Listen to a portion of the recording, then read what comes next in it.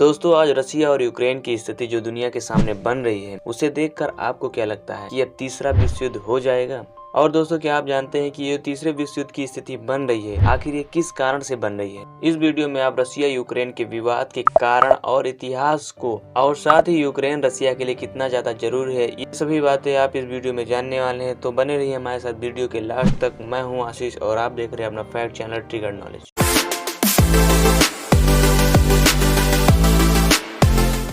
दोस्तों ये विवाद आपको समझने के लिए आपको कुछ दशक आगे चलना पड़ेगा। जी हाँ, ये बात है सेकेंड वर्ल्ड वॉर के बाद की, जब अमेरिका और यूएसएसआर यानी सोवियत यूनियन के बीच कई डिफरेंशियल विवाद होने लगे थे। ये विवाद साल 1945 के बाद से लेकर साल 1991 तक एक वॉर की तरह हुआ था। बस फर्क सिर्फ इतना था कि इस वॉर में किसी भी प्रकार के हथियार का यूज नहीं किया गया था, बल्कि इस वॉर को डिप्लोमेसी यानी न्यूज़पेपर और मीडिया के जरिए लड़ा गया था, जिसमें बस एक दूसरे देश के लिए धमकियां ही शामिल थी। इस वार को कोल्ड वार यानी शीत युद्ध के नाम से जाना जाता है। अब इस कोल्ड वार का ये नतीजा निकला कि सोवियत यूनियन यानी यूएसएसआर को 15 अलग अलग देशों में विभाजित होना पड़ा था, क्योंकि अमेरिका कोल्ड वार में अपनी मीडिया के जरिए सोवियत यूनियन के लोगों को भड़काने में कामयाब हो गया था, जिसमें सोवियत यूनियन के लोगों ने खुद की ही सरकार के विरुद्ध विद्रोह करके खुद को अपने देश से अलग कर लिया और एक नया देश बना लिया। और सोवियत यूनियन 15 अलग अलग देशों में डिवाइड हो गया और इस डिवाइडेशन में जो सबसे बड़ा देश बना वही है रसिया।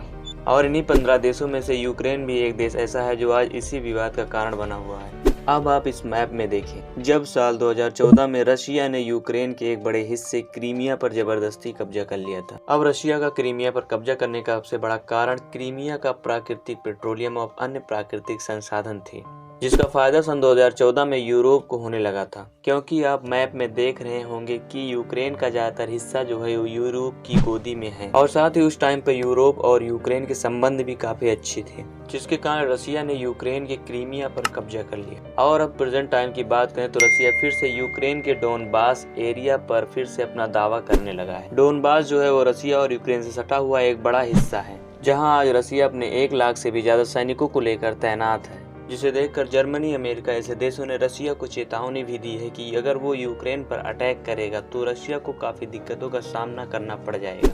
बट इस बात का रसिया पर किसी प्रकार का फर्क नहीं पड़ रहा है। वहीं रसिया को लेकर एक बात और सामने आ रही है कि रसियन सरकार डोनबास के अलगाववादियों को भड़काने का भी काम कर रहा है। दोस्तों ये जो क्रीमिया के अलगाववादी लोग हैं, ये हैं तो रशियन मूल के ही, बट सन 1991 के सोवियत संघ के विभाजन के फलस्वरूप ये यूक्रेन में ही फंस के रह गए। जिस तरह हमारा देश भारत पाकिस्तान विभाजन के टाइम पर हमारे देश के कुछ भारतीय मूल के लोग पाकिस्तान में ही फंस कर रह गए थे, ठीक उसी तरह डोनबास के अलगाववादियों का यह कहना है कि वो रसिया में शामिल होना चाहते हैं। तो अब हम ये बात जानते हैं कि यूक्रेन जो है वो रसिया के लिए इतना ज्यादा जरूरी क्यों है। तो दोस्तों बात करें अगर पहले कारण की, तो यूक्रेन जो है वो प्राकृतिक खनिजों का अच्छा खासा केंद्र है।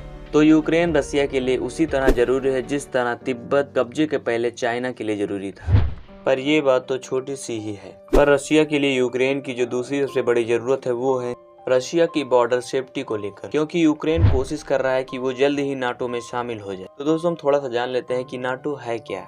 नाटो का पूरा नाम नॉर्थ अटलांटिक ट्रीटी ऑर्गेनाइजेशन है। इसकी स्थापना दूसरे विश्व युद्ध के बाद की गई। नाटो संगठन का जो मुख्यालय है वो बेल्जियम में है और प्रेजेंट टाइम पर नाटो में कुल 30 देश शामिल हुए हैं, जिसमें से अमेरिका जो है वो मुख्य स्थान रखे हुए है। अगर हम नाटो के संदर्भ में एक सरल भाषा में उसको परिभाषित करें तो नाटो जो है वो इसमें सम्मिलित सभी 30 देशों का एक सैन्य संगठन है, और इस संगठन में सम्मिलित सभी देश एक दूसरे की हेल्प करने के लिए हमेशा आगे रहते हैं। यानी सीधी सी बात यह है कि नाटो में सम्मिलित किसी भी देश पर अगर किसी भी प्रकार का हमला किया जाएगा किसी अन्य देश के द्वारा, तो ये समझा जाएगा कि हमला करने वाला देश सभी 30 देशों को, विशेषकर अमेरिका को युद्ध के लिए आमंत्रण दे रहा है। और यूक्रेन का नाटो के लगभग सभी देशों के साथ एक अच्छा संबंध है, अतः यूक्रेन जल्द से जल्द नाटो में सम्मिलित होने की तैयारी में है। और वहीं रसिया ये चाहता है कि वो जल्द से जल्द यूक्रेन पर अपना कब्जा कर ले। नहीं तो अगर यूक्रेन नाटो में शामिल हो गया तो रसिया का बॉर्डर सेफ्टी और यूक्रेन का प्राकृतिक भंडार दोनों ही हाथ से जाने की आशंका है। तो दोस्तों रशिया और यूक्रेन के विवाद का मुख्य कारण यही था। तो दोस्तों कैसी लगी आपको आज की जानकारी? अगर अच्छी लगी हो तो वीडियो को लाइक कर दे, साथ में ऐसी ही डीप फैक्चुअल वीडियो देखने के लिए इस चैनल को सब्सक्राइब कर लें। तो दोस्तों मिलते हैं नेक्स्ट वीडियो में, तब तक के लिए बाय बाय।